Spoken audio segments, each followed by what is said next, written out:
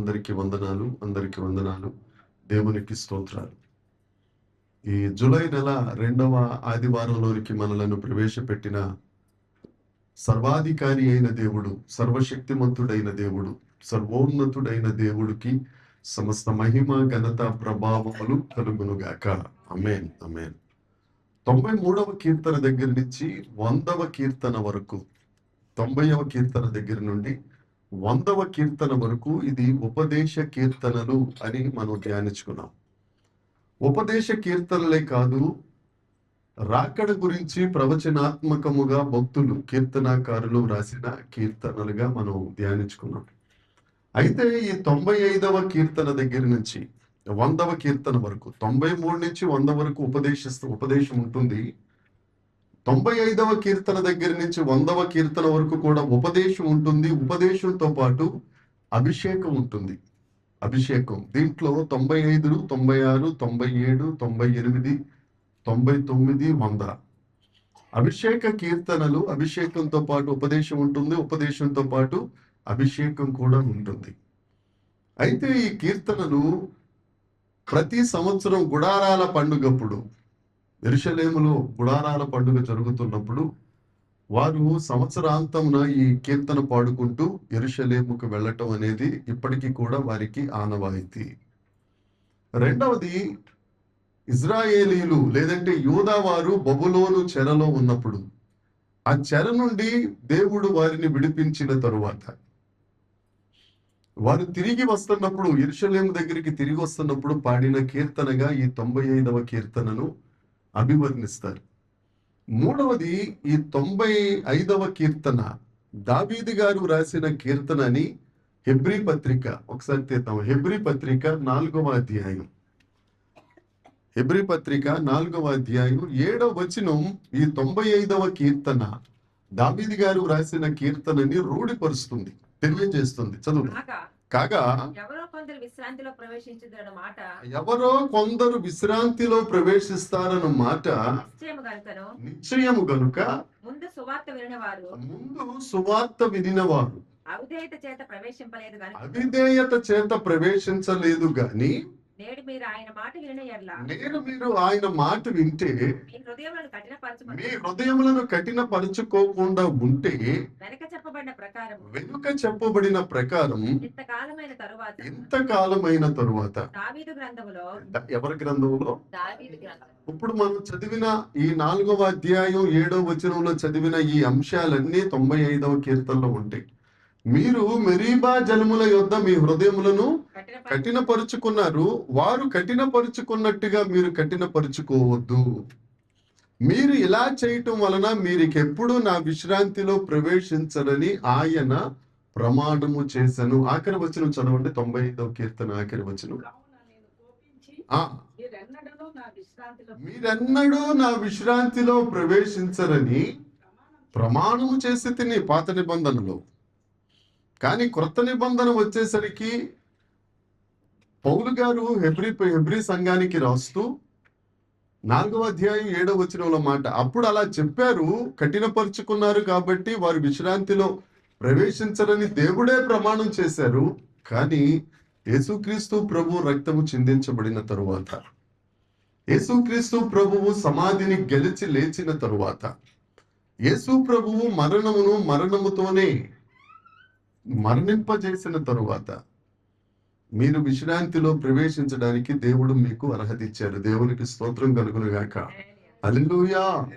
పాత నిబంధన భక్తులేమో కఠినపరుచుకుంటే మీరు విశ్రాంతిలో ప్రవేశించరని ఆయనే ప్రమాణం చేశారు. ఇప్పుడు శిలువ రక్తంలో ఆ ప్రమాణం అంతా తుడిచికెళ్ళిపోయి మన హృదయములు మనం సమ్మతించిన ఎడల, కఠినపరుచుకొనని ఎడల మనం విశ్రాంతిలో ప్రవేశిస్తాము అని దావీదు రాసిన గ్రంథం అక్కడ ఉంది కదండి.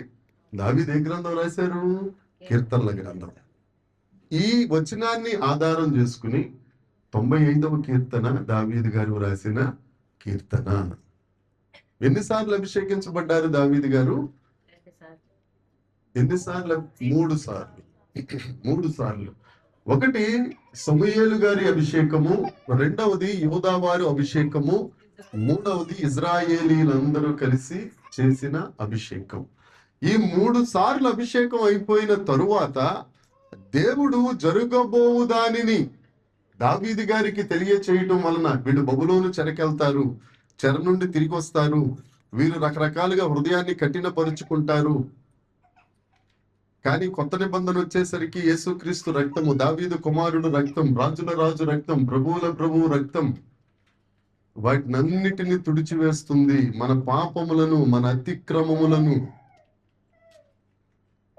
చాలా మంది అనుకుంటారు మనం చేసిన పాపాల వరకే, మన దుర్నీతి వరకే దేవుడు తుడిచేస్తాడు అనుకుంటారు. కాదు. జన్మ జన్మల పాపం ఒకటి ఉంటుంది. ఏ జన్మలో చేసిన తప్పురా, ఏ జన్మలో చేసిన కర్మరా వీళ్ళు ఇలా భరిస్తున్నారు. సమస్తాన్ని దేవుడు తుడిచేసి ఆ ప్రణాళికలోనికి మనలను ప్రవేశింపచేయునుగాక. ఆమేన్, ఆమేన్. ఈ గుడారాల పండుగ గురించి మీకు తెలియాలి, పర్ణశాలల పండుగ గురించి మీకు తెలియాలి అని అంటే లేవీకాండం 23వ అధ్యాయం 33 నుంచి 44 వరకు ఆనక ఇంటికి వెళ్ళిన తర్వాత మీరు దాన్ని చదువుకోవచ్చు. ఈ 95వ కీర్తన వ్యక్తిగతంగా దావీదు గారు కుటుంబ పరంగా దేవుణ్ణి స్తుతిస్తూ రాసిన కీర్తన. 96వ కీర్తన దేశం అంతా కలిపి దేవుణ్ణి స్తుతించాలి. 96వ కీర్తన 1వ వచనం చదవండి ఒకసారి. యెహోవా మీద కొత్త కీర్తన పాడుడి సర్వభూజనులారా. 96వ కీర్తన సర్వభూజనులకు, 95వ కీర్తన మన సంఘం, మన కుటుంబం, వ్యక్తిగత జీవితాలు దేవుణ్ణి స్తుతించేటట్లుగా దావీదు గారు రాసిన ఆరాధన కీర్తన, స్తోత్ర కీర్తన. హల్లెలూయా. 1వ వచనం చదువుదాం. 95వ కీర్తన 1వ వచనం. రండి యెహోవాను గూర్చి ఉత్సాహ ధ్వని చేస్తాం, మన రక్షణ దుర్గమైన బట్టి సంతోషగానం చేస్తాం. ఎన్ని వచనాలు ఉన్నాయేమో ఈ 95వ కీర్తనలో? 11 వచనాలు. 11 వచనాలను 3 భాగాలుగా చేసుకుంటే ఈ మొత్తం కీర్తన అంతా స్తోత్ర కీర్తనే, అభిషేక కీర్తనే, ఆరాధ కీర్తనే. అయితే ఆ స్తుతి, ఆ సాగిల పడుట, దేవుని మాటకు లోబడుట ఎలా వస్తుంది అని అంటే ఫస్ట్ మనకు ఉండవలసింది విరిగి నలిగిన హృదయం. విధేయత వలన మనకు విధేయత ఉంది, దేవుడిదంటే భయం ఉంది, దేవుడంటే భక్తి ఉంది అని ఎలా తెలుస్తుంది అని అంటే 1వ వచనం దగ్గర నుంచి 5వ వచనం వరకు దేవుణ్ణి స్తుతించుట వలన. ఎలా స్తుతించడం? ఇక్కడి నుంచి గళముతో స్తుతించడం కాదు, ఆత్మతో సత్యముతో దేవుణ్ణి మనం స్తుతిస్తున్నప్పుడు వీరు దేవుడికి భయపడు జనులు అని విధేయత ద్వారా మనకు తెలుస్తుంది. 6వ వచనం దగ్గర నుంచి 7వ వచనం, ఈ 2 వచనాలు చూస్తే బౌ డౌన్, సాగిల పడాలి దేవుడి దగ్గరికి వచ్చి. దేవుని పాదాల దగ్గర సాగిల పడుట ద్వారా నీకు దేవుడంటే విధేయత. మొదటిది దేవుణ్ణి హృదయపూర్వకముగా, నీకున్న శక్తి అంతటిని బట్టి, నీకున్న బలాన్నంతటిని బట్టి. ఇప్పుడు పాపమ్మ కిందాక హల్లెలూయా పాడింది, మైకులన్నింటినీ డామినేట్ చేసి పాడింది కదా, హల్లెలూయా ఆహాహా అంత స్వరమెత్తి ఆర్భాటముతో. 150వ కీర్తన అదే కదా, దేవుని స్తుతించుడి, ఎల్లప్పుడూ దేవుని స్తుతించుడి, గంభీర స్వరములతో యెహోవాను స్తుతించండి. మన పూర్ణ హృదయంతో, పూర్ణాత్మతో, పూర్ణ శక్తితో ఆయనను స్తుతించడం అంటే నీకు ఉన్న శక్తి అంతటిని, నరాలలో ఉన్న శక్తి అంతటిని కంఠంలోకి తీసుకొచ్చుకుని దేవా నీకు వందనం అని అరవటం, ఆర్భాటం చేయటం. నువ్వు దేవుడిని ఎలా స్తుతిస్తున్నావు? దేవుడంటే నీకు ఎంత గౌరవం ఉంది, దేవుడంటే నీకు ఎంత భయం ఉంది, దేవుడంటే నువ్వు ఎంత ఆరాట పడిపోతున్నావు తెలియాలి అని అంటే, ఇప్పుడు నేను ఇంట్లో నుంచి బయటకు వచ్చేసానండి, లిఫ్ట్ దిగి కిందకు వచ్చి సెల్లార్ నుంచి బయటకు వెళ్ళిపోతున్నాను. ఈవిడ 3rd ఫ్లోర్ నుంచి బుజ్జి బుజ్జి అంటే నేను పలుకుతానా? చెప్పరేమండి, అసలు మీకు తెలుగు అర్థమవుతున్నట్లేదు. ఎలా అవ్వాలి? బజ్జీ బజ్జి బుజ్జి అని అరిస్తే కానీ వినపడదు కదా. నువ్వు దేవుణ్ణి కూడా నీ ప్రేమంత ప్రియమారా. హల్లెలూయా. ఆయనను మనం ఆరాధించాలి. మొదటిది 1వ వచనం దగ్గర నుంచి 5వ వచనం, దేవుడికి భయపడుతున్నావని తెలియాలి అని అంటే నీ శక్తి అంతటితో ఆయన సన్నిధిలో అరచి హల్లెలూయా కేకలు పెట్టి. యేసు ప్రభువుని సిలువ వేస్తున్నప్పుడు లేఖనం చెప్తుంది, వారి కేకలే గెలిచెను. వారికి ఒరే యేసు ప్రభుని సిలువేయడానికి కేకలే గెలుస్తున్నప్పుడు నువ్వు ఆశీర్వదించబడడానికి దేవుణ్ణి ఆరాధించడానికి నీ కేకలు గెలవా? ఎంత గట్టిగా అరిచుంటారు అక్కడ యోధా స్త్రీలందరూ, యోధా ప్రజలందరూ పిలాతు ఎదుట సిలువై సిలువై అని అరిసారా లేదా? లేకపోతే నోట్లు సిలువేలే పాపంలే అని అన్నారా? ఏమంటే యేసు ప్రభుని చంపేయడానికి అంత పౌరుషంగా వారు అరిస్తే యేసుని ఉన్నతం చేయడానికి స్వరాలు ఎందుకు దాచుకుంటాం? మన ఏమి పెద్ద కోకిల స్వరాలు కాదు, కాకుల స్వరాలే కదా. మన శుక్రవారం మనం ఏం మాట్లాడుకున్నాం? దేని గురించి మాట్లాడాము? కాకులు ఏమంటాయంట? కాకులు ఏం పాట పాడతాయట? కావు కావు కావు కావు కావు కావు అని. ఏమండి, ఆ కాకిలాగా స్వరమైనా నువ్వు దేవుణ్ణి ఆరాధిస్తుంటే ఆయన సన్నిధికి ఎలా ఉంటుందో తెలుసా? అది శృతి చేసిన స్వరం లాగా ఉంటది. ఆయనకి శాపమును ఆశీర్వాదంగా మార్చుట ఆయనకు సాధ్యమైనప్పుడు నీ కంఠస్వరం ఆయన ఇంపుగా మార్చుకునటం మరీ సాధ్యం కదా. ఆమేన్. 1వ వచనం నుంచి 5వ వచనం వరకు మనం ఈ దినాన్ని ధ్యానిద్దాం. ఈ ధ్యానాంశంలో నువ్వు స్తుతించుట ద్వారా నీ విధేయత బయటపడాలి. అయితే 1వ వచనం 2వ వచనం దేవుణ్ణి ఎలా స్తుతించాలి ఉంటుంది. 3వ వచనం 4వ వచనం 5వ వచనం ఎందుకు స్తుతించాలి. 1వ వచనం 2వ వచనం ఏముంటుందండి? ఎలా, హౌ. 3వ వచనం 4వ వచనం 5వ వచనం వై, ఎందుకు స్తుతించాలి. చదువుదాం. 1వ వచనాన్ని చదువుదాం. రండి యెహోవాను గూర్చి ఉత్సాహధ్వని చేయుము. రండి మనము యెహోవాను గూర్చి ఉత్సాహధ్వని చేస్తాం. మన రక్షణ దుర్గమును బట్టి మన రక్షణ, ఎవరి రక్షణ దుర్గము? మన మన రక్షణ దుర్గము. రండి మనము యెహోవాకు ఉత్సాహధ్వని చేద్దాం. మన రక్షణ దుర్గము. ఆది కాండంలోనే 3 సార్లు ఉంటుంది మనము మనము మనము అని. 1వ అధ్యాయం 26వ వచనములో మనము మన స్వరూపంలో మన పోలికలో వీరిని చేయుము. చేద్దాం. మన పోలిక. 11వ అధ్యాయంలో అంటారు మనం అందరము కలిసి కడదాం. 11వ అధ్యాయం ఆఖరి వచనం వచ్చేసరికి దేవుడు అంటారు మనం వెళ్ళి వారిని చెడగొడదాము. ఏమండి, యేసుక్రీస్తు ప్రభువుకి, తండ్రికి, పరిశుద్ధాత్మ దేవునికి ఎంత ఐక్యత చూడండి. నేను చెప్పిన 3 మాటల్లో 2 మాటలు దేవుడు చెప్పిన మాటలే. మనము మన స్వరూపంలో మనము వెళ్ళి వారి ఉద్దేశంలో వారి ప్రణాళికలను చెడగొడదాం దేవుని చిత్తం నెరవేరినట్లుగా. మరి మనము అనే దృష్టికి మనం ఎందుకు రాలేకపోతున్నాం? ఇక్కడ భక్తుడు రాస్తారు రండి మనం అందరం కలిసి, చదవండమ్మా, రండి మనం అందరం కలిసి యెహోవాను గూర్చి ఉత్సాహధ్వని చేయుము. ఉత్సాహధ్వని చేద్దామంటే పాస్టర్ గారితో సహా అందరూ నీరసంగా ఉన్నారు ఏంటండి. ఆదివారం అనేసరికి పండగ రోజు అండి. నా మట్టుకైతే మీకు ఒక మాట చెప్తున్నాను, కొత్త బట్టలు తీస్తే ప్రతి ఎప్పుడుగా పడితే అప్పుడు వేసుకోను, ఒక్క ఆదివారం వేసుకుంటాను. నేను దేవుని దగ్గర చేసుకున్న ప్రణాళిక ప్రతి ఆదివారము హల్లెలూయా దేవుడి దగ్గరే మన సంతోషం, మన సమాధానం, మన దుఃఖం, మన ఆయాసం అంతా అక్కడే. రండి మనము మన దేవుని గురించి ఉత్సాహధ్వని చేస్తాం. ఎందుకని వీరు చెరలోనికి వెళ్ళిపోయారు. 70 సంవత్సరాల తర్వాత చెరలో నుంచి బయటికి వస్తారని ప్రవక్త ప్రవచనం చెప్పాడు. వీరికంటూ ఒక నిరీక్షణ ఉంది కదా. లేఖనం ప్రవచిస్తుంది ఇది మనకు పరలోకము కాదు, పరదేశులం, ఇక్కడ యాత్రికులం. ఇక్కడ రాత్రి కూడా మనం ధ్యానించుకున్నాం. సమస్తమును జరిగించు దేవుడు మన జీవితములలో మేలు కలుగజేసి, ఇప్పుడు కాదండి 12:30కి 12:30కి రండి ప్రార్థన చేస్తాం. టిఫిన్ చేసి రండి, టిఫిన్ చేసుకో. మనం అందరం కలిసి దేవుణ్ణి ఆరాధించాలి, ఆత్మతో సత్యముతో ఆరాధించాలి. ఇర్మియా ప్రవక్త చెరకెళ్ళక ముందు 70 సంవత్సరాలు మీ చెరలో ఉంటారని ప్రవచిస్తే యెషయా ప్రవక్త కోరేషు గురించి ప్రవచించాడా లేదా? నీవు నా సేవకుడవైన కోరేషు, చెరకెళ్తారన్న ఆలోచన రాకముందే విడుదల నాయకుడిని ప్రకటించేశాడు. చెరకెళ్తే ఎంత కాల పరిమితి మీరు అక్కడ ఉండాలో నిర్ణయించాడు. సమస్తమును జరిగించు దేవుడు నీ జీవితంలో కూడా ఒక ప్రణాళిక కలిగి ఉన్నాడు. హల్లెలూయా. ఆ ప్రణాళికలు నెరవేరాలి, ఆ ప్రణాళికలకు మనం విధేయత చూపించాలి అని అంటే 1వ వచనం ప్రకారం మనం ఏం చెయ్యాలంటే దేవుణ్ణి సంతోషంతో ఆరాధన చెయ్యాలి. వారు ఆనాడు అగ్నిగుండంలో ఉండి కూడా, ఎవరండి? షడ్రకు మెషకు అగ్నిగుండంలో ఉన్న తరువాత వారు ఏడుస్తూ తిరిగారా? అక్కడ పాటలు పాడుతూ తిరిగారా? పాటలు పాడుతున్నారంటే ఉత్సహిస్తేనే కదా పాటలు పాడతారు. అంతేగాని పాపులము మేము ఆ పాట పాడారా?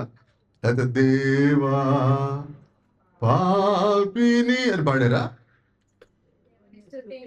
దేవుని స్తుతించుడి, ఎల్లప్పుడు దేవుని స్తుతించుడి, ఆ దేవుని స్తుతించుడి, ఎల్లప్పుడు దేవుని స్తుతించుడి, సకల ప్రాణులు యెహోవాను స్తుతించుడి, సకల ప్రాణులు యెహోవాను స్తుతించుడి, హల్లెలూయా ఆమేన్, హల్లెలూయా ఆమేన్, ఎల్లప్పుడు దేవుని స్తుతించుడు.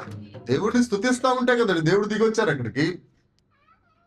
నీ కష్టాల్లో, నీ శ్రమల్లో, నీ అగ్నిగుండంలో, నీ సింహాల బోనులో నువ్వు దేవుణ్ణి స్తుతిస్తా ఉంటే, సంతోషంతో ఆరాధిస్తా ఉంటే, దేవుడికి అక్కడ స్తోత్ర గానము లేకపోతే స్తోత్ర రూపమును కొత్త కీర్తన నువ్వు పాడుతూ ఉంటే, స్తుతుల మీద ఆశీనుడైన దేవుడు నీ చుట్టూ ఒక దుర్గాన్ని నిర్మించడా? ద్వితీయోపదేశ కాండము 32వ అధ్యాయం 11వ వచనం ఒకసారి చూద్దాం. ద్వితీయోపదేశ కాండం 32వ అధ్యాయము. ఆయనను ఆశ్రయదుర్గముగా. ఆయన కార్యం సంపూర్ణము. ఏంటండి? ఆయన ఎలా ఉన్నారు? ఆశ్రయదుర్గంగా ఉన్నారు. ఆయన కార్యము సంపూర్ణము. ఆయన చర్య మన జీవితంలో ఆయన చేసేయన్ని న్యాయమే. ఆమేన్, ఆమేన్. ఆయన నిర్దోషి అయి నమ్ముకొనదగిన. ఎందుకు మనం స్తుతించాలి? ఎలా స్తుతించాలి అని అంటే, ఆయన మనకు ఆశ్రయం. 4వ వచనం కూడా చదవండి అమ్మ. 32:4 కూడా చదవండి. ఆయన నీతిమంతుడు, యథార్థవంతుడు. ఆ నీతి కలిగిన దేవుణ్ణి రండి మనం ఉత్సహించి సంతోషించి ఆరాధనా గీతం పాడుదాం.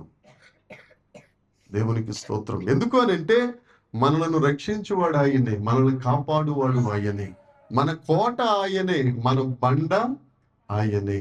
1 కొరింథీ పత్రిక 10వ అధ్యాయంలో ఉంటుంది. ఆ బండ క్రీస్తే. ఆ క్రీస్తు మీద నీవు నిలబడిన నాడు, ఆ క్రీస్తు అనే బండ మీద నువ్వు ఉన్నప్పుడు, జిగటగల దొంగ ఊబిలో నుండి దేవుడు నిన్ను పైకి లేవనెత్తి, నాశనకరమైన గుంట నుండి నిన్ను దేవుడు పైకి లేవనెత్తి, ఆ బండని ఆ క్రీస్తు మీద నిలబెట్టినప్పుడు అక్కడ ఉంటుంది కదా, స్తోత్ర రూపమగు కొత్త కీర్తన. నిన్ను ఆయన లేవనెత్తాడు కాబట్టి, నిన్ను ఆయన పోషిస్తున్నాడు కాబట్టి, నీకు ఆయన ఆశ్రయదుర్గం కాబట్టి, నమ్ముకొనదగిన సహాయకుడు. ఆపత్కాలములో ఆయన ఒక్కడే నమ్ముకొనదగిన సహాయకుడు. ఆయన తప్ప ఇంకెవరు రారేంటి? అందరూ వస్తాం అంటారు, ముందు మనల్ని బయలుదేరమంటారు, కానీ ఒక్కడు రాడాను కదా. కానీ నేను విడువని దేవుడు, ఎడబాయని దేవుడు. నీ హస్తాన్ని పట్టుకుని, అది సముద్రమైన, అది జలములైన, అది అగ్ని గుండమైన, అది లోయ అయిన, పర్వత శిఖరమైన, నిన్ను విడువని దేవుడు, నిన్ను ఎడబాయని దేవుడు. అంతేకాదు, నువ్వు నడవలేకపోతే నిన్ను చంకనెత్తుకునే దేవుడు. గడిచిన ఆదివారం వాగ్దాన సందేశంలో దేవుడిచ్చిన వాగ్దానం ఏమిటి? యెషయా గ్రంథము 56వ అధ్యాయము గ్రంథాలు తీసి చెప్పుతాడు. 46:4 నిన్ను ఎత్తుకొనుచు రక్షించు ఉంటాయి. ఆయన ఆజ్ఞాపిస్తాడట, ఏమని? ధాన్యమా రా, ఫలానా ఇంటికి తీసుకెళ్ళి. చూద్దాం, వాగ్దాన సందేశం మన సగమే కదా అయింది, మిగతా సగంలో చూసుకుందాం. 2వ వచనం చదువుదాం. 95వ కీర్తన 2వ వచనం. కృతజ్ఞతాస్తుతులతో ఆయన సన్నిధికి వస్తాం, కీర్తనలు పాడుచు ఆయన పేరిట సంతోషగానం. ఆయన సన్నిధికి వస్తాం. వాట్ ఈస్ దిస్ సన్నిధి? సన్నిధి అంటే ఏమిటి? మంచి నిధి. ఇంకా ఇంకా కాస్త, ఇది ఎప్పుడో 10 సార్లు చెప్పాను నేను. దేవుడు ఉండే స్థలం, ఇంకా ఆయన ముఖం. మోషే సినాయి పర్వతము మీద దేవుని సన్నిధికి వెళ్ళారు. అక్కడ ఎవరున్నారండి? అక్కడ దేవుడే ఉన్నారు కదా. ఆయన ముఖాముఖిగా చూడడం. నువ్వు దేవుని సన్నిధికి వెళ్తున్నావంటే దేవుని యందు ప్రియమైన వారులారా, మనం ఇంటి దగ్గర బయలుదేరి చక్కగా రెడీ అయ్యి ఆలస్యమో కొసరో మొత్తానికి ఏదో రకంగా వచ్చాం. దేవునికి స్తోత్రం. వచ్చిన తర్వాత ఇక్కడ ఎవరి ముఖాన్ని చూస్తాం? సురేష్ ముఖాన్ని చూస్తామా? సురేష్ మొహాన్ని చూస్తే ఉన్నది పోద్ది. దేవుని ముఖాన్ని చూడడానికి వస్తాం. ఇప్పుడు చదవండి. కృతజ్ఞతాస్తుతులు చెల్లించుచు ఆయన ఆయన ముఖాన్ని దర్శించండి. ఆయన ముఖాన్ని చూడడానికి రండి. కీర్తనలు పాడుచు. ఎలా రావాలట ఆయన ముఖాన్ని చూడడానికి? కీర్తనలు పాడుచు.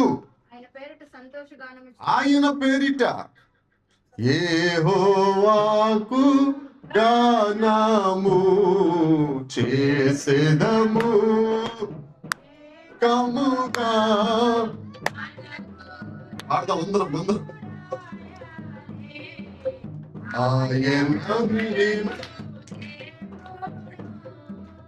ఆయనను స్తుతించెదము.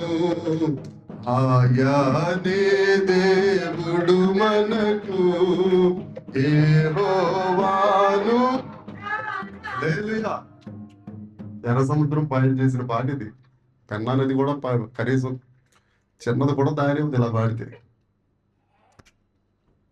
కృతజ్ఞతాస్తుతులు చెల్లిస్తూ ఆయన దగ్గరికి వచ్చినప్పుడు సంతోషంతో, ప్రభువా నీ మొహం చూడడానికి వచ్చేస్తున్నానయ్యా, నీ మొహాన్ని దర్శిస్తాను ప్రభువా.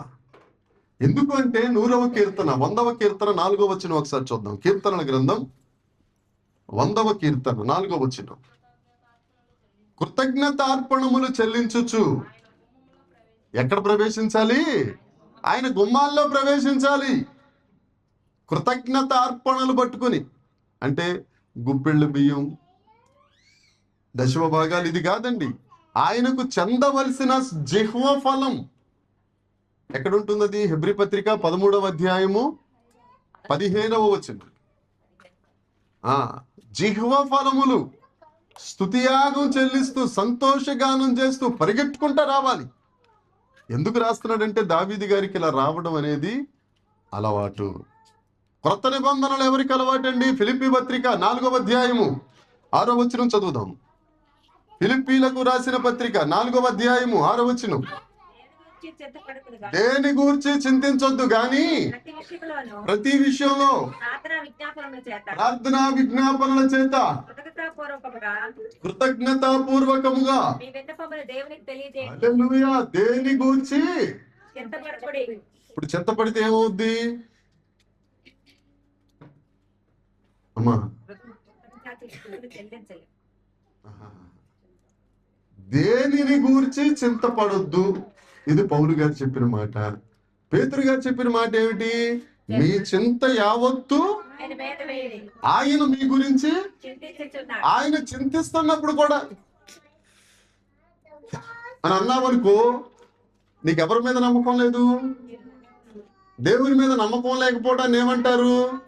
పాపం అంటారు.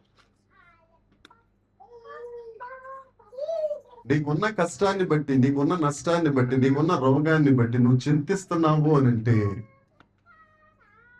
సులువుగా చిక్కులు పెట్టు పాపం. తెలుసండి ఎక్కడుంటుంది అది? 12:1. సులువుగా చిక్కులు చక్కగా సులువుగా చిక్కులు పెట్టేసే పాపం అంటే. ఓ పాస్టర్ గారు సులువుగా చిక్కులు పెట్టు పాపము అనే సబ్జెక్ట్ తీసుకున్నాడు. పాపం ఆయనకి ప్రసంగం నడవట్లా. రాత్రి అయిపోయింది, 1 గంట అయిపోయింది, ఇక నిద్ర వచ్చి బైబిల్ మీద తలకాయ పెట్టుకుని పడుకుంటే దేవుడు ఒక దర్శనం చూపిస్తున్నాడట. విఆర్సి గ్రౌండ్ లో దీపావళి సామాన్లు అమ్మే దుకాణుల కాంప్లెక్స్ పెట్టారు. ఎక్కడ కలిచారా దీపావళి సామాన్లు? అమ్మా లేదా? మంచిది నువ్వు మంచిదాన్ని. ఆ దీపావళి సామాన్లు కొట్టులాగా పెద్ద పెద్ద షాపింగ్ కాంప్లెక్స్ లో దేవుని దూత ఈ పాస్టర్ గారిని తీసుకెళ్ళింది. ఈ టాపిక్ ఏంటి, ఏం తీసుకున్నాడు, ఏం అర్థం కావట్లేదు దీనికి. సులువుగా చిక్కులు పెట్టు పాపం. ఆ లోపలికి వెళ్ళిన తర్వాత దొంగతనము, వ్యభిచారము, ఇలాంటి అన్ని అన్ని అన్ని అన్ని చాలా షాపులు ఉన్నాయి. చాలా షాపుల దగ్గర కొద్దిగా మంది ఉన్నారు. ఒక షాప్ దగ్గర మాత్రం విపరీతమైన జనాలు ఉన్నారు. ఒక షాప్ దగ్గర, ఆ షాప్ పేరు ఏంటంటే దిగులు. ఏంటండి? దిగులు. సులువుగా చిక్కులు పెట్టు పాపములలో అధికముగా పడిపోయే పాపం దిగులు. ఈ మధ్య తుడుచుకునే ఫోన్ వచ్చింది, తెలుసా మీకు? అది తెలీదా? మీ చేతుల్లో ఉన్నదే, దీన్ని ఇలా దుడుతుంటారు కదా. పొద్దున్న లేచిన దగ్గర నుంచి ఇదే పని, అవునా కాదా? తుడుచుకునే ఫోన్ ఇది. దానికి టచ్ ఫోన్ అని ఫోన్ పెట్టారు, కానీ తుడుచుకునే ఫోన్లు పెట్టాలి, కరెక్ట్ పేరే ఫోన్. ఈ ఫోన్ తీస్తాం, ఇన్స్టాగ్రామ్ తీస్తాం. ఎవరు వాట్సాప్ తీస్తారు కదా, వాట్సాప్ లో కూడా చేస్తాను. ఎక్కడ దాకా అక్కర్లా, మన సుజాత అక్కే పెట్టేస్తుంది. మా తల్లి ఎక్కడికి వెళ్తే మూలలా సెల్లలో ఉండేదంతా దరిద్రమే. ఆ ఇన్స్టాగ్రామ్ లో ఏదో షేర్ చూస్తాం, సరే చాలా బాగుంటది, పెట్టేద్దాం అనే టైంకి దాని రేటు మనకు అందరంత ఎత్తుగా ఉంటుంది. ఏమండి? ఇక ఆ తర్వాత నుంచి ఏం ప్రారంభం అవుద్ది? అర్రే చీర చాలా బాగుందిలే, వాళ్ళిద్దరు మాత్రం కుట్రకూటం పెట్టి చాలా అల్లరి చేస్తున్నారు.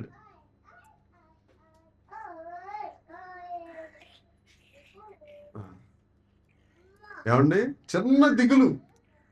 ఆడపిల్లలకు వచ్చిందనుకో, ఆ డ్రెస్సు, ఈ dress, Sunday dress, Monday dress, Nepal dress, Punjabi dress, Chhattisgarh dress, Calcutta dress, ఇలాంటి డ్రెస్సులన్నీ వచ్చేసినాయి కదా ఈ మధ్యన.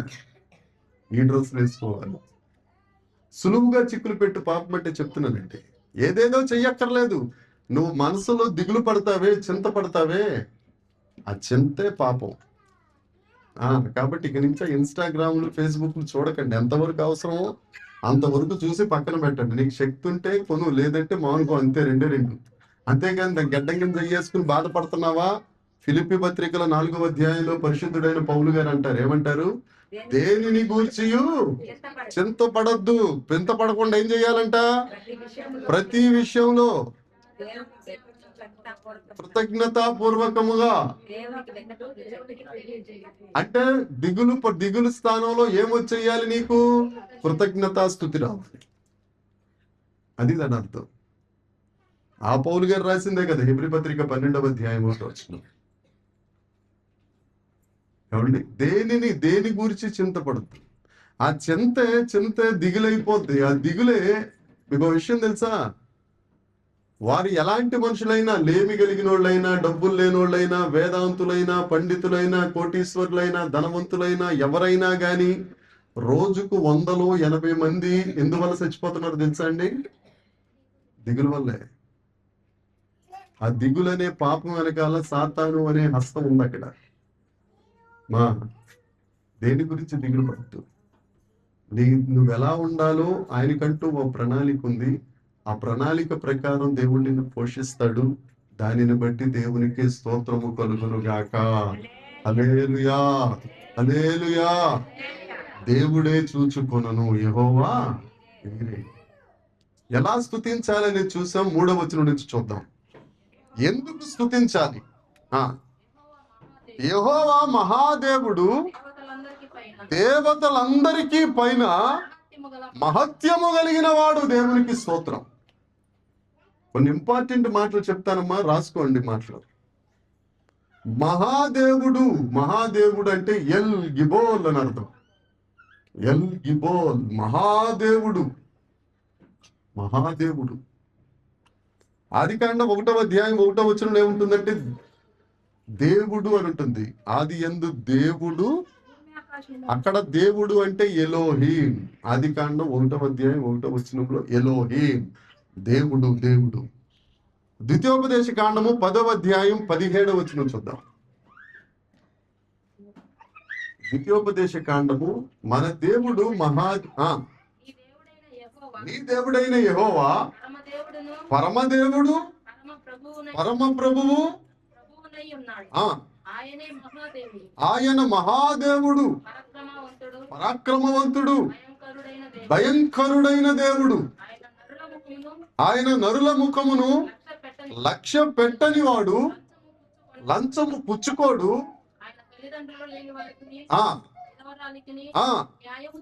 న్యాయకర్త, పరదేశియందు దయ ఉంచి అన్న వస్త్రములు అనుగ్రహించువాడు.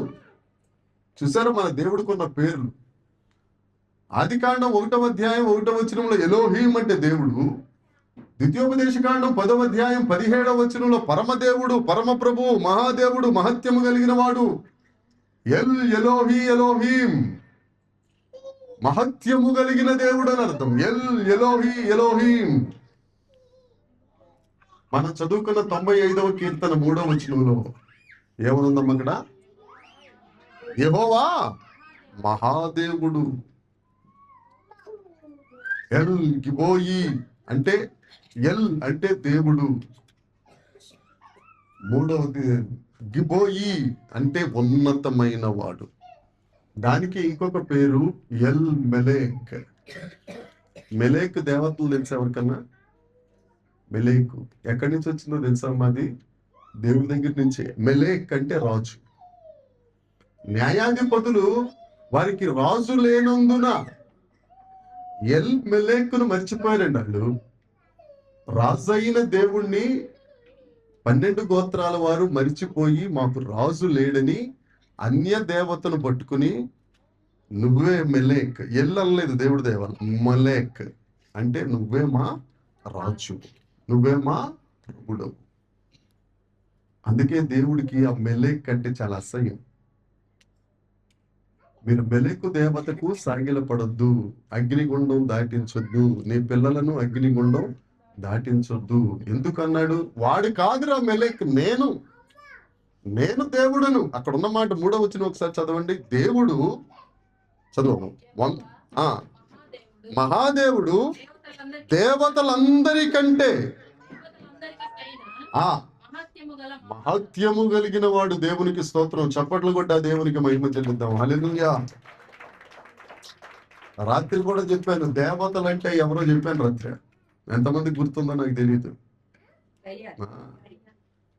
వారందరూ దేవుని పాదముల దగ్గర ఉండాలి. ఆమేన్. యేసుక్రీస్తు ప్రభువు కూడా ఆకాశం అందే గాని, భూమి మీదే గాని, భూమి కిందున్నా ఆయనను మించిన నామం ఇంకొకటి. అందుకనే కదండి దురాత్మలను సైతం, దురాత్మ నువ్వు సౌలు దగ్గరికి వెళ్ళు, ఎస్ లార్డ్. దేవుని ఆత్మ సౌలు దగ్గర నుంచి డిపార్ట్ అవ్వటం ఆలస్యం. అక్కడి నుంచి ఏమొచ్చేసింది? వచ్చేసింది. ఎవరు పంపించారు? దేవుడే. దెయ్యాలు సైతం దేవుడి మాట కాదనకుండా ఉంటాయి. ఆమేన్. అది దేవుని యొక్క దేవుడు అంటే. మనం వెళ్ళి దెయ్యాలు మాట వింటాం కాదండి, దెయ్యాలు మాట వింటాం కాదు. ఇప్పుడు వచ్చాడే సేనయ్య, మీరు ఎవరు రాకముందు ఇక్కడ ప్రార్థన చేయించుకున్నాడు. కొంతమంది ఉన్నారు ఇక్కడ. ఏంటో తెలుసా? నాకు చేతబడి చేశారండి, మెట్లు ఎక్కలేకపోయాను, దాని నుంచి ఎక్కుతున్నాను, ఎక్కలేకపోయాను, ప్రార్థన చేయడారు. ప్రార్థన చేశాడు, రెండోసారి ఎక్కువచ్చేసాడు. హల్లెలూయా. మన గొప్పతనం కాదు, మనలో ఉన్న దేవుడు ఎవరైనా ఎల్ మెలేక్. హల్లెలూయా. జ్ఞాపకం పెట్టుకున్నాం, మనకి బూస్టప్ చేసేస్తాయి. ఎలోహీం, ఎల్ ఎలోహీం, ఎల్ రోయి, ఇవన్నీ అర్థం కలిగిన మాటలు. ఎల్ మెలేక్. ఎందుకు ఆయనను స్తుతించాలి? ఎందుకు ఆయనను ఆరాధించాలి? ఆయన పరాక్రమమైన రాజు. ఆయన ఒక్కడే దేవుడు. ఆయన దేవుడైన వాడు, రాజు అయిన దేవుడు. దేవతలందరూ ఆయన కింద ఉంటాడు. తర్వాత 4వ వచనం 5వ వచనం చదువుతాం. భూమి అగాధ స్థలములు ఎవరి చేతిలో ఉన్నాయమ్మా? ఆయన చేతిలో ఉన్నాయా? పర్వత శిఖరములు, సముద్రం ఆయనదే.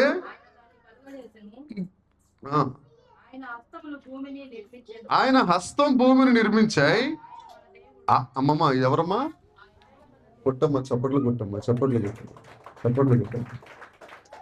ఎంత గొప్ప దేవుడు మన దేవుడు. హల్లెలూయా, హల్లెలూయా. 144వ కీర్తన ఆఖరి వచనం ఏమిటది? ఇట్టి స్థితి గలవారు యెహోవా దేవుడిగా కలిగిన జనులు అక్కడే వచ్చేసింది కదా ధన్యత. ఆయన మన దేవుడు. ఒకసారి చెప్పుకో, నువ్వు కష్టంలో ఉన్నప్పుడు ఆయన నా దేవుడు. ఆయన సమస్తాన్ని సృష్టించాడు. సముద్రానికి ఆయనే దేవుడు, పర్వతాలకు ఆయనే దేవుడు, శిఖరాలకు ఆయనే దేవుడు, భూమికి ఆయనే దేవుడు, ఆకాశానికి ఆయనే దేవుడు, నక్షత్రాలకు ఆయనే దేవుడు, సూర్యుడికి ఆయనే దేవుడు, చంద్రుడికి ఆయనే దేవుడు, తుఫానికి ఆయనే దేవుడు, కరువుకి ఆయనే దేవుడు, రోగానికి ఆయనే దేవుడు, అన్నిటికీ ఆయనే దేవుడు, మహాదేవుడు. ఆ దేవుడు నా దేవుడు అని చెప్పుకో. నువ్వు ఎంత ధైర్యం వస్తుందో నీకు. కానీ ఇతరుల పరిస్థితి ఏంటో తెలుసా? పర్వతానికి ఒక దేవుడు, సముద్రానికి ఒక దేవుడు, శిఖరానికి ఒక దేవుడు, ఆకాశానికి ఒక దేవుడు, భూమికి ఒక దేవుడు, నక్షత్రాలకు ఒక దేవుడు, ఏమండి తుఫానికి ఒక దేవుడు. సముద్రం నీరే కదా. తుఫానికి, చెట్టుకు ఒక దేవుడు, పుట్టకు ఒక దేవుడు, అగ్నికి ఒక దేవుడు, వాయువుకు ఒక దేవుడు. చెప్పండి చెప్పండి, అన్ని దేవుళ్ళే. దేవుడు పౌ దేవుడు, కావు కావు దేవుడు. కావు దేవుని ఎందుకు దేవుడు అంటే, పిండం పెట్టినప్పుడు ఆ కాకే తెలుస్తుందంట. వరాహం దేవుడు. మనకు అలా కాదు, ఒక్కడే దేవుడు. కొట్టు చప్పట్లు కొట్టమ్మా, దేవునికి స్తోత్రం కొట్టమ్మా. ఎందుకు ఆయన్ని స్తుతించాలి అని అంటే, ఆయన దేవుడు కాబట్టి. ఆమేన్. ఆయన దేవుడు కనుక, ఆయన ఎలోహిం కనుక, ఆయన ఎల్ ఎలోహిం కనుక, ఆయన ఎల్ గెబోయ్ గనుక, ఆయన ఎల్ మెలెకు గనుక, ఆయన యెహోవా రాపా గనుక, ఆయన యెహోవా రోహి గనుక, ఆయన యెహోవా ఈరే గనుక, ఆయన ఎబినేజరు గనుక. ఏమని చెప్తాం, ఎన్నని చెప్తాం ఆయన పేర్లు. ఒక్కొక్క పేరులో నీ జీవితాన్ని మార్చేసే అంత సామర్థ్యము కలిగిన, మహత్యము కలిగిన దేవుడు కదా. మహత్యము అని అంటే దేవుడు ఒక్కడే చేయగలిగింది. ఆయన అంటాడు, నీ జీవితంలో నేను మహత్కార్యములు చేస్తాను. ఎవ్వరు చేయలేని కార్యములు చేస్తాడు దేవుడు. దేవునికి స్తోత్రం. నమ్ముట నీ వలనైతే, చెప్పండి చెప్పండి, నమ్మువానికి సమస్తం సాధ్యమే. నీ నమ్మకాన్ని బట్టే నీకు జరుగుతుంది. అబ్రహాం గారు ప్రతిదీ దేవుడు చూసుకొని అన్నాడు. చూసుకున్నాడా లేదా? 100 సంవత్సరాల్లో పిల్లలు పుట్టడం ఏంటండి? ఒకసారి ఆలోచించండి. ఫరో రాజుకి శారమ్మని చూస్తే ఏమనిపించిందంట? ఎత్తుకెళ్ళిపోవాలనిపించింది. ఎత్తుకెళ్ళిపోయాడా లేదా? ఏమా మాట్లాడరు ఏంటమ్మా? ఆదికాండం 12వ అధ్యాయంలో పాపం వాళ్ళు లెగిసి వస్తున్నారు అంతే. అప్పుడు కూడా ఈయనేమని ఉంటాడు అబ్రహాం గారు? ఎత్తుకెళ్ళాడా? దేవుడే చూసుకుంటాడే. చూసుకున్నాడా లేదా దేవుడు? అప్పుడు దాకా వీళ్ళకి తిండి లేదు, కనీసం డబ్బులు లేవు. ఫరో ఎత్తుకెళ్ళటం ఆల్సి పిచ్చెక్కిపోయి ఆ శారమ్మని ఆఖరి బండి మీద నిలబెట్టి, ముందు బండ్లంతా బంగారు, వజ్రాలు, రత్నాలు, డబ్బులు, ధాన్యము, గోధుమలు, గ్యాస్ సౌడు, గ్యాస్ సిలిండర్లు, రక్తం చేయవు. పెద్ద ఊరేగింపు వచ్చేసింది. హల్లెలూయా. చూసుకున్నాడా లేదా? పోనీ అప్పుడంటే అప్పుడే బయలుదేరి వచ్చారు కదా పాస్టర్ గారు, కాస్తంత వయసులో ఉండొచ్చు శారమ్మ అనుకోవచ్చు. 17వ అధ్యాయం వచ్చేసరికి అబీమెలెకు ఎత్తుకెళ్ళిపోయాడు కదండి. అప్పటికే ఆవిడికి 90 సంవత్సరాలు వచ్చేసినాయి కదా. 90 సంవత్సరాల వయసులో సైతం రాజు ఎత్తుకొనవలసినంత సౌందర్యం ఆవిడ దగ్గర కనిపించింది అని అంటే, యెహోవా ఈరే కదా. దేవునికి స్తోత్రం. హల్లెలూయా. వారు ముసలితన ముందు సైతం పెడుతున్నారు కదా, చూస్తున్నాం కదా. దేవుని యందు ప్రియమైన వారులారా, దేవుడు మనతోనే మాట్లాడతాడు. రండి, యెహోవాని గురించి మన అందరం కలిసి ఉత్సాహగానం చేసేద్దాము. దేవునికి స్తోత్రము. హల్లెలూయా.